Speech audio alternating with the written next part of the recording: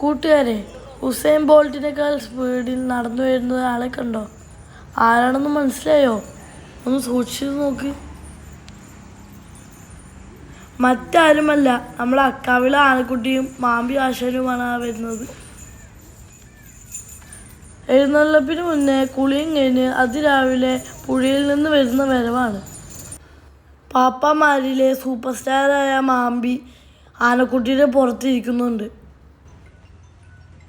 ആനക്കുട്ടിയെ കണ്ടത് അതിരാവിലെ ആയതിനാൽ അവന് തണ്ണിമത്തനൊന്നും കൊടുക്കാൻ കഴിഞ്ഞില്ല. ഇനി മറ്റൊരിക്കലാവാം.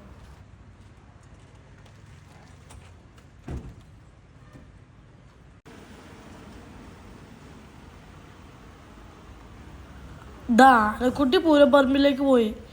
ഞാൻ സ്കൂളിലേക്കും പോവാണ് കേട്ടോ.